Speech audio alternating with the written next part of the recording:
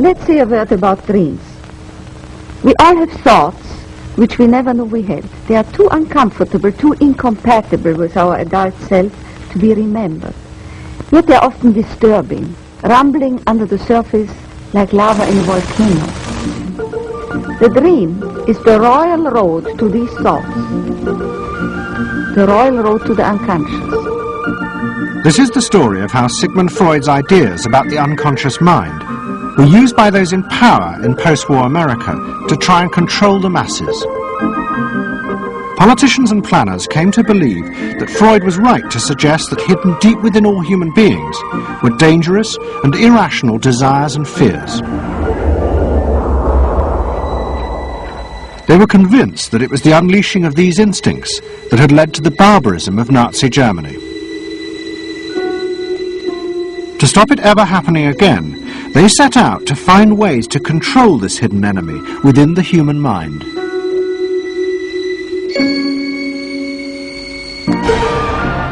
At the heart of the story are Sigmund Freud's daughter Anna and his nephew Edward Bernays, who had invented the profession of public relations.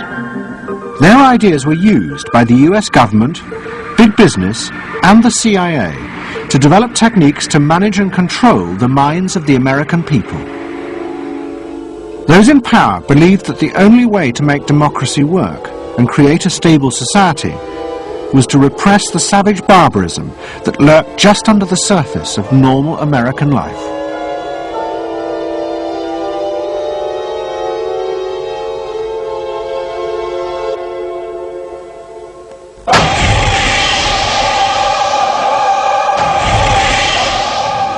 The story begins in the middle of the fierce fighting of the Second World War. As the fighting intensified, the American army was faced by an extraordinary number of mental breakdowns among its troops. 49% of all soldiers evacuated from combat were sent back because they suffered from mental problems. In desperation, the army turned to the new ideas of psychoanalysis. They made a film record of the experiment using hidden cameras. It says here on your record that you had headaches and that you had crying spells. Yes, sir. I believe that your profession is called nostalgia. In other words, homesickness. Yes, sir. Mm-hmm. It was induced when, shortly before the war, I received a picture of my sweetheart. Yes.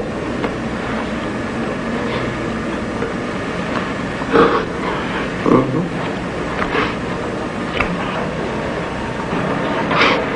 I'm sorry, I can't continue. That's all right. It was the first time that anyone had paid such attention to the feelings and anxieties of ordinary people. At the heart of the experiment were a number of refugee psychoanalysts from Central Europe. They worked with American psychiatrists to guide and shape the project. When I first came to America, I worked in the psychiatric service with soldiers trying to rehabilitate them. And I traveled in the train from the East Coast to the West Coast. I was enormously curious what goes on in all of those little towns that the train is passing. After my years in the army, I knew exactly what everybody was doing in the little towns. Because I saw so many people who came from there, and I understood their aspirations, their disappointments, and so forth. So it was as if somebody invited me to a privileged tour into the inner soul of America. I'm not doing this deliberately, so please believe me. I do believe you. A display of emotion is sometimes very helpful. Yeah, I hope so, sir. Sure, it gets it off your chest. Well, sir, to be perfectly honest with you, I'm very much in love with my sweetheart. She has been the one person that gave me a sense of importance, and that through her cooperation with me, we were able to surmount so many obstacles. Take it easy now, just talk to... The psychoanalysts used techniques developed by Freud to take the men back into their past. They became convinced that the breakdowns were not the direct result of fighting. The stress of combat had merely triggered old childhood memories. These were memories of the men's own violent feelings and desires, which they had repressed because they were too frightening. Think deeply. Let's go back. When was it you... To the psychoanalysts, it was overwhelming proof of Freud's theory that underneath human beings were driven by primitive, irrational forces. You want that? World War II was a major shattering experience because I discovered the enormous role of the irrational in the lives of most people. That I can say, that I learned that the ratio between the irrational and the rational in America is very much in favor of the irrational. That there is much greater unhappiness, much more suffering, much more. A sadder country than one would imagine it from the advertisements that you get.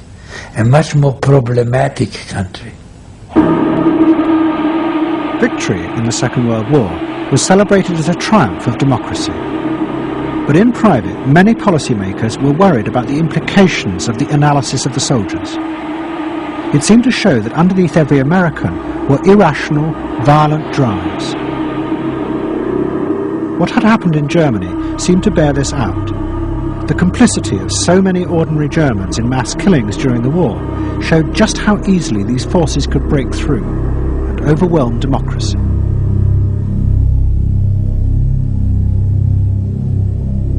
Planners and policymakers had been convinced by their experiences during World War II that human beings could act very irrationally because of this sort of teeming and raw and unpredictable emotionality, the kind of chaos that lived at the base of human personality could, in fact, infect the society, social institutions, to such a point that the society itself would become sick. That's what they believe happened in Germany, in which the irrational, the anti-democratic, went wild.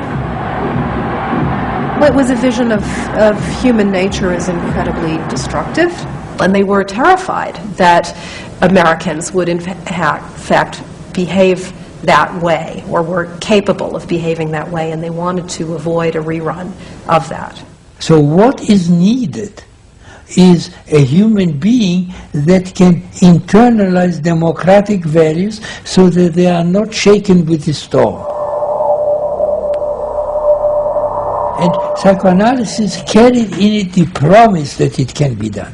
It opened up new vistas as to how the inner structure of the human being can be changed so that he becomes a more vital, free supporter and maintainer of democracy. Psychoanalysts were convinced they not only understood these dangerous forces, but they knew how to control them too. They would use their techniques to create democratic individuals, because democracy left to itself failed to do this.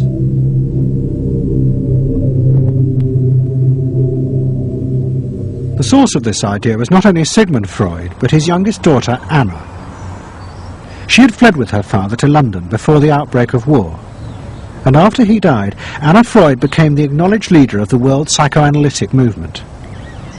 She saw her job as to fulfill her father's dream of making his ideas accepted throughout the world. At the center of the Freud movement stood Tante Anna, because she managed to work herself into that position. She was recognized as that, and not just because she was a daughter. She worked on that. She was rather forbidding. She was not, to me, a warm person, not an aunt you could kiss or put your arms around. Not at all. And her whole life rotated around the spreading of psychoanalysis. Freud himself had seen the role of psychoanalysis as allowing people to understand their unconscious drives.